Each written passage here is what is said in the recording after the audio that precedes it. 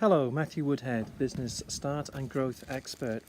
So what have we been up to today? What have we been learning about today? Well, I met a really interesting client today. What they make is a range of jewellery. They're very specialised in what they do.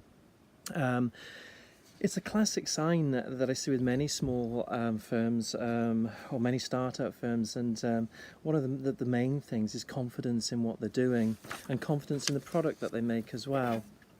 Pricing, I think, is a real problem for this firm. They haven't thought through how their pricing would work. So, for example, if you make a product for £10 and you're looking for 100% markup, you'll sell it for £20. So you may then build a website with that pricing on. However, if you want to introduce another level, so say you want some stockists, what price are they going to sell for? Because if you worked out on a cost plus basis that your product is commanding a price of £20 out and it costs you £10 to make, then there's nothing in it for them, because if they try and sell it for, if they buy it off you for £10 or £20, say, what are they going to sell it for? So you need to think about this in the initial stages of your firm. What are you going to charge for things? And if you do introduce another tier, how much are they going to charge? So a classic would be maybe you make it for 8, bringing your economies of scale up. You could then sell it maybe for 16, and on your website maybe sell it for £30. That way, if a wholesaler buys it for, say, £15 or £16, they can then sell it on a 100% markup for the £30. So you need to think about this. There's also, when you're pricing, you need to think about what you're worth. So this is a product that we're pricing here, and of course we've got to see what the marketplace will stand. There's basically two ways to price. There's value based and there's cost plus. Cost plus for many small firms, I think, is not something you should be working towards. So this is where you'd work out the cost of something and add a profit on top. You're making the assumption of the amount of products that you're going to sell to cover the overheads of your firm. This, I think, is a dangerous way for many firms to price. I think what you should do is look at value. How much value do you give to the client or customer? So think about what you do is worth to them. Then shop around in the marketplace, find out what other people charge for a similar type of thing that you do, and price match. If you're at the business startup stage, of course, you can undercut most people that are out there because you haven't got the cost base. Your fixed costs, these are costs that go out each month, are quite low in comparison maybe to somebody with premises or staff or different things. So don't compete on price.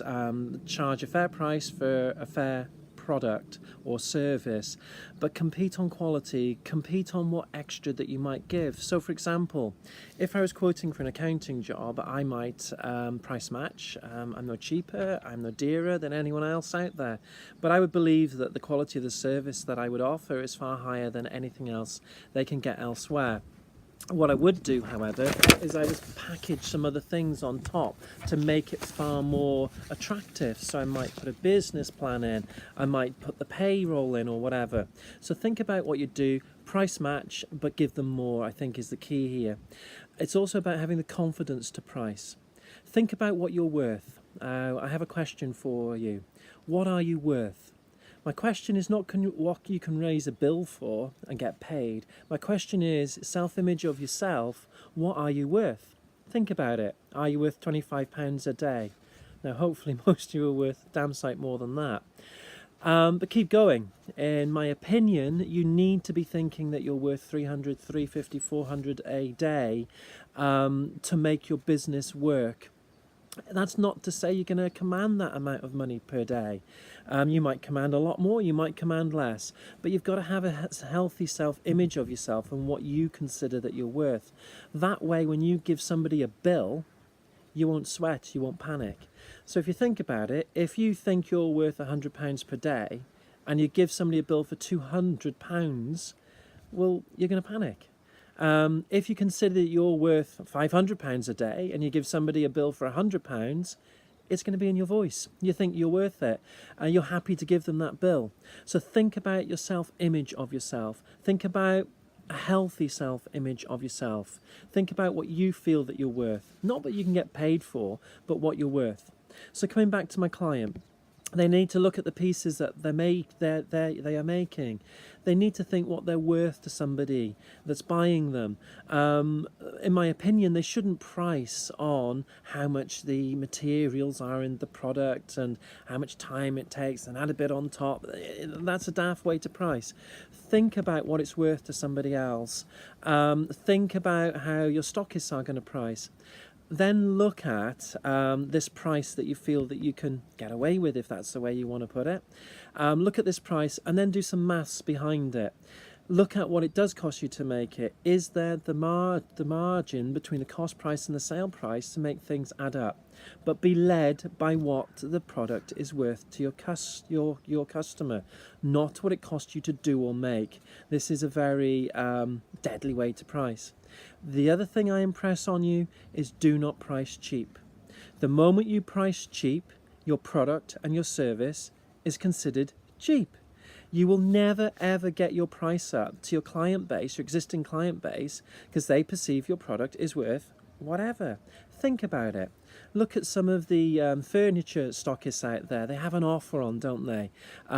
With maybe a three-piece suite that's $499 for this weekend, but the normal price is £3,500 for it.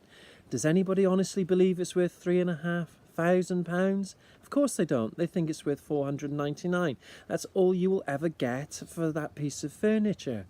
Same with you. If you price cheap, then you'll attract the cheap kind of customer to you, and they will perceive your product as worth this amount. Now, I want you to think about this. There are workbooks that I offer in this topic, and I want you to think about my silversmith today. How should they price? Think about what a product is worth to someone, what a piece is worth to somebody. It's probably a gift. What is that worth? Should they price what it costs to make and add a bit on top?